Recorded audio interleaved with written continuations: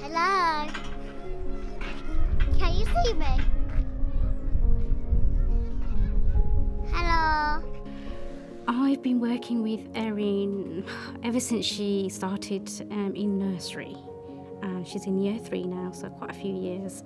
She's very funny, lively. She walks into a room, everybody likes her. She's a very likeable person. We support local primary schools, local secondary schools, local businesses, and it's just such an environment that's so supportive. What is your name? Use your voice. Say it loud. Lyndon, it is. How old are you, Lyndon? Do you want me 10? 10.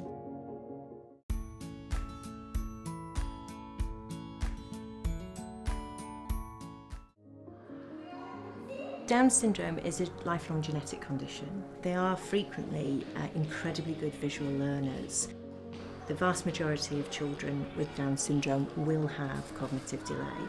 Most children will have some form of hearing loss. There's also a sensory neural loss, which means that they can struggle to isolate sounds. Who at school are your friends? Use your big voice. Leg. Good boy. What do you like doing with your friends? You like doing karate? Yeah. Often children and young people with Down syndrome can be underestimated, particularly where a child's got a processing delay and they just need a bit more time. I'm proud of her every day. Our motto in our class is, what have you done today to make you feel proud? The fact that she's still in mainstream education, she follows everything and more that I ask of her, and that's a great thing because you forget that she's got a disability, and you know what, that's what we want. You know, I do as somebody who suffers with a disability, so I'm proud of her, just full stop.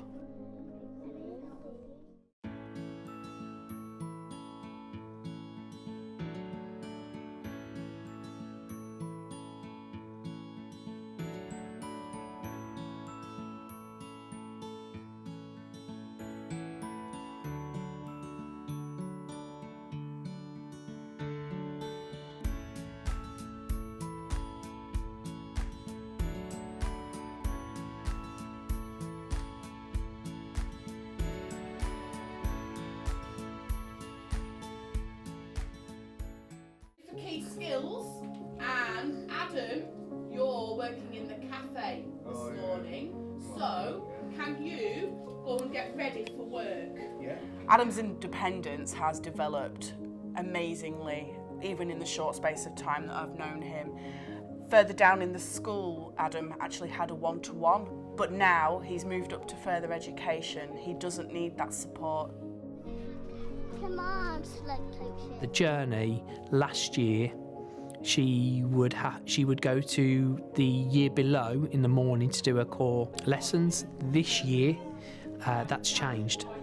So she has stayed and integrated herself into a year 3 class we're now halfway through the academic year, and considering change is a big thing for many children, especially children with SEND.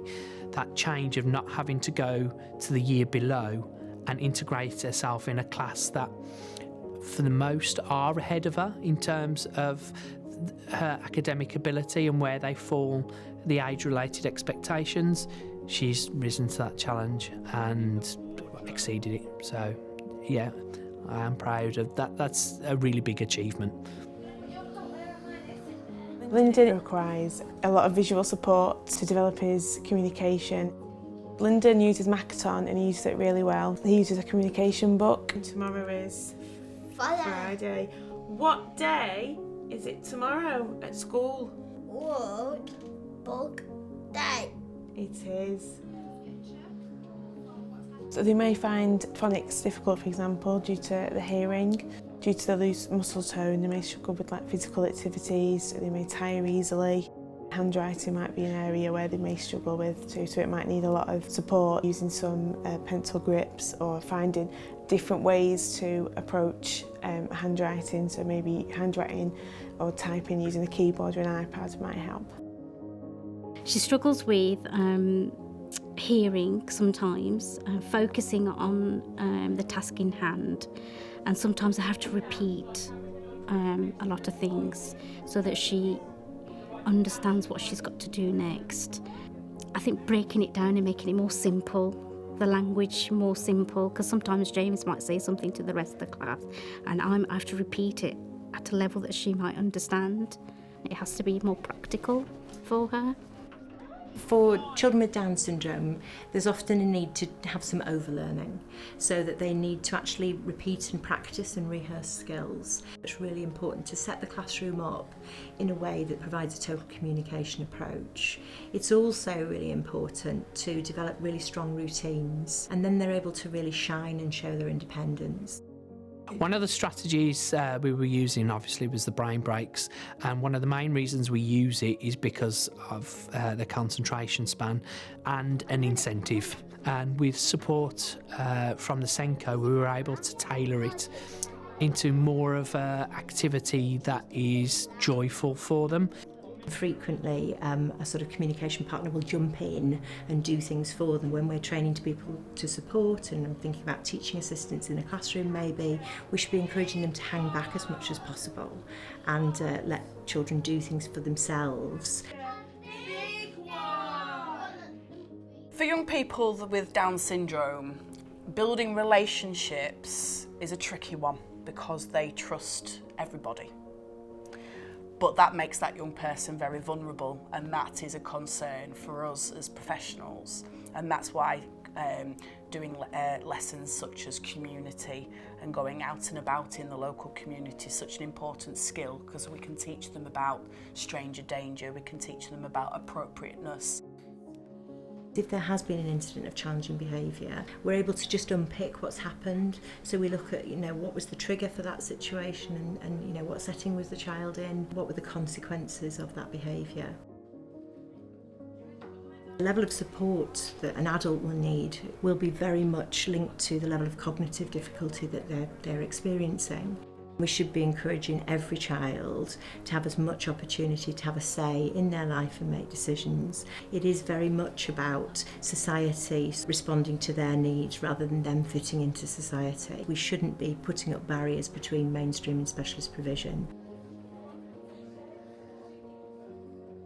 By staying in a mainstream education, she gets to feel like she's just the same as everybody else. She's with the same children, she has followed them up through each year group, and she has forged friendships, and she just feels, I don't want to say the word normal, because what is normal, but she feels a part of the fold, and I think she just enjoys being her.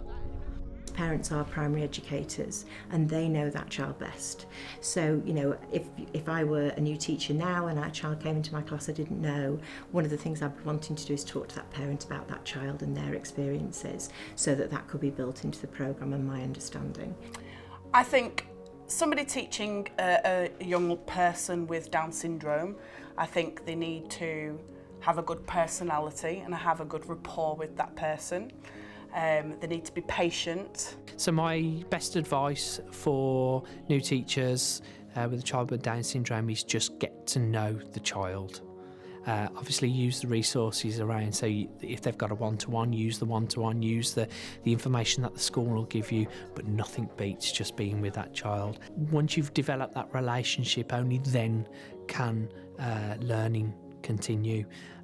Because you've built the relationship, the bond, you can then begin to assess discreetly what you need to do to help that child to progress. It does take time, and sometimes the answer isn't going to be a quick solution. You might have to try a few things first, but being patient and really getting to know the child and getting to know their interests, I think, is really important.